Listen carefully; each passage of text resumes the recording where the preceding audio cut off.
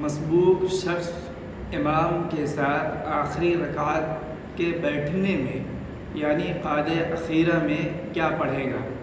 جواب یہ ہے کہ مسبوق شخص امام کے ساتھ بیٹھنے کی حالت میں یعنی قعدہ اخیرہ میں جو امام کا قعدہ اخیرہ ہے اس میں صرف تشہد پڑھے گا، اتحیات پڑھے گا، دعا درود وغیرہ اس کے لیے حکم نہیں ہے، بلکہ صرف اتحیات پڑھے گا۔ اور اس کے لیے اتحیات کے پڑھنے کے بارے میں حکم یہ ہے کہ اتحیات کے یعنی تشہد کے پڑھنے کی رفتار کو اتنا آہستہ کرے کہ امام کے سلام تک وہ تشہد اس کی جائے، اور اگر امام کے سلام سے پہلے اس کی تشہد اتحیات ختم ہو جائے تو اب شریعت نے اس کے لیے دو حکم دیا ہے، ایک یہ کہ خاموش رہے اور دوسرے یہ کہ اعادہ کرے یعنی پھر اتحیات پڑھے۔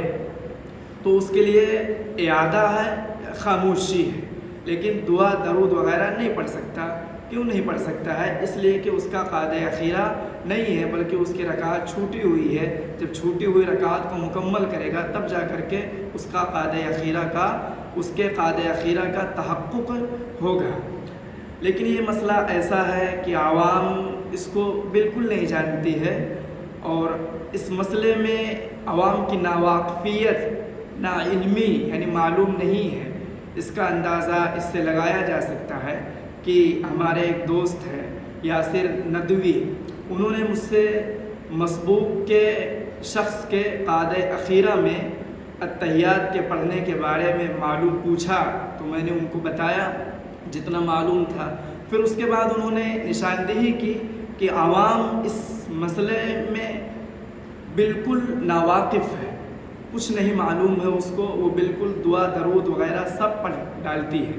انہوں نے جب مجھ سے کہا تو میں اسی دن تقریباً آج 12 تاریخ ہے 2023، 2 مہینہ پہلے اسی دن میں اپنے یہاں مسجد میں آیا اور عشاء کی نماز پڑھانے کے بعد لوگوں سے مخاطب ہو کر کے یہ مسئلہ میں نے بتایا، تو لوگ اچنبھے میں رہے اور یہ کہنے لگے کہ آج تک مجھے اس مسئلے کے بارے میں معلوم نہیں تھا۔ اور تقریباً اس عشاء کی نماز میں تقریباً 20 لوگ تھے، اور اس میں کچھ لوگ ایسے تھے جن کا تعلق ایک حافظ صاحب سے تھا، جن کا انتقال ہو گیا ہے، اللہ تعالیٰ ان کی مغفرت کرے، تو ان سے تھا، اور ان حافظ صاحب کا تعلق حضرت باندھوی سے تھا۔ لیکن چونکہ عوام کا یا تو عوام پوچھی نہیں یا عوام کو بتلایا نہیں گیا، دونوں وجہ ہو سکتی ہے۔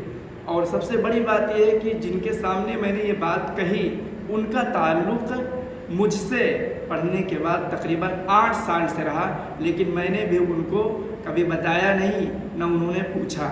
تو سارے لوگوں نے کہا کہ مجھے اس مسئلے کے بارے میں معلوم نہیں تھا۔ ہم لوگ اگر ہماری رکعت چھوٹی ہوئی ہے، ہم مسبوق ہیں، پھر بھی ہم تحیات کے ساتھ درود شریف دعا وغیرہ پڑھتے تھے۔